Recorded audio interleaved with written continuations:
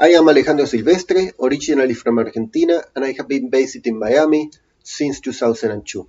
I am in charge of partnership, bidding, and interconnection strategy for Telecom Argentina. I am also a professor at the Miami-Dade College. I believe our event location should stay within the United States. Maybe we can look at third or fourth tier cities to help lower cost. But overall, based on a few meetings I analyzed recently, attendance is always stronger when we are in the United States.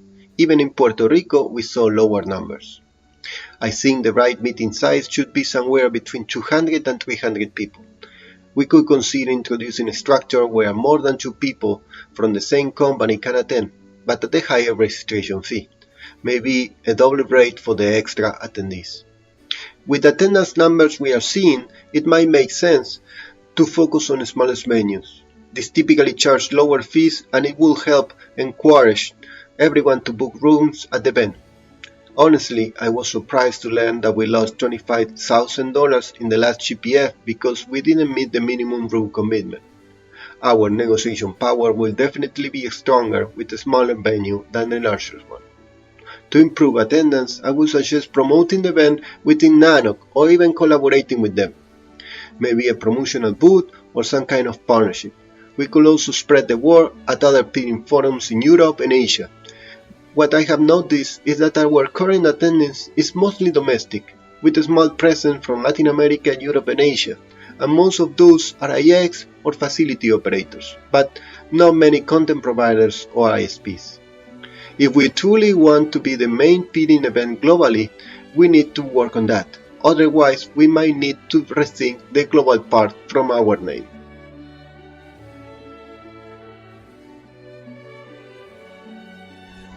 I believe the biggest challenge is staying relevant in an industry that's constantly changing and evolving. It's also about maintaining our position as a truly global organization, not just focusing on the US internet ecosystem, but also strengthening our connection with regional ecosystems around the world. It has been a long time since the famous Digital Handshake white paper. Tier 1 networks are no longer global entities. They are regional or even local. Content providers aren't upstart anymore. And you no longer need to connect to the US to be part of the Internet. The Internet has evolved from a network with its heart in the United States into a complex, living and constantly adapting organism, like planet Earth itself. Peering needs to evolve with these new realities.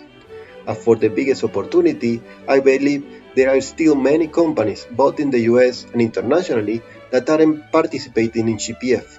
We should aim for total attendance of around 270 and 300 members.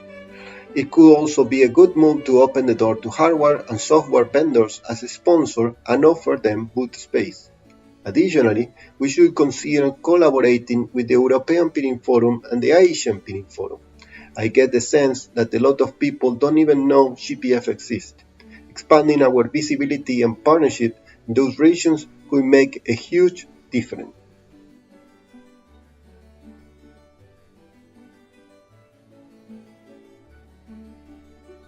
I have been part of this community from the very beginning, attending the very first GPF back in March 2006. That long-standing involvement has given me a deep understanding of both the people and the values that drive this community.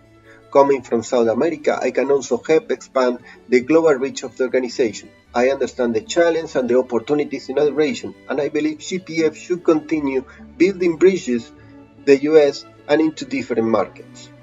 On the business side, I am an economist with a master's degree in finance, a college professor, and I have spent over a decade managing profitable business operations. That background has taught me to think strategically, plan for the long term, and balance financial health with organization growth. I also bring board experience.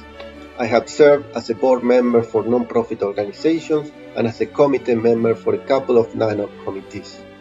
That work has helped me to understand how to build consensus, support volunteers, and walk through the kinds of challenges that community-driven organizations face.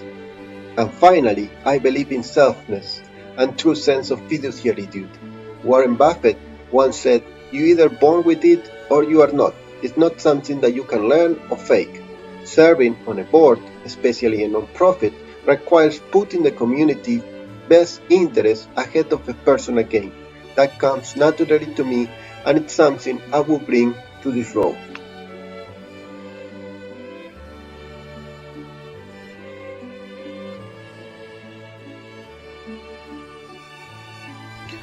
Benjamin Franklin once said, "A small leak will sink a great ship."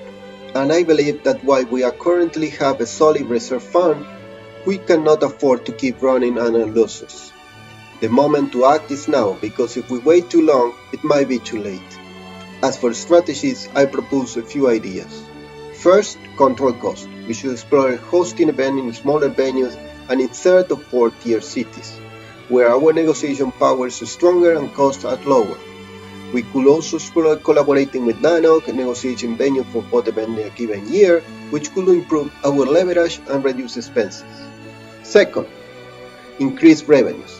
One idea is to increase attendance number while setting up a firm cap, for example, no more than 290 participants. This creates a sense of scarcity and exclusivity, encouraging people to register early and secure their spot.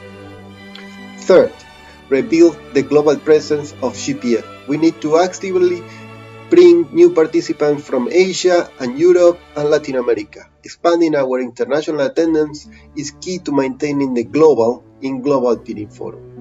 And fourth, expand our sponsorship opportunities. We should reach out to hardware and software providers and explore new sponsor categories. NANOC and the Asia Bidding Forum already have a much broader sponsorship base than GPF. There is no reason we shouldn't be tapping into those same companies and relationships. In short, it's about managing costs smartly, increasing participation in a controlled and strategic way, broadening our global reach, and bringing in new sponsors to strengthen our financial position. That's all, folks.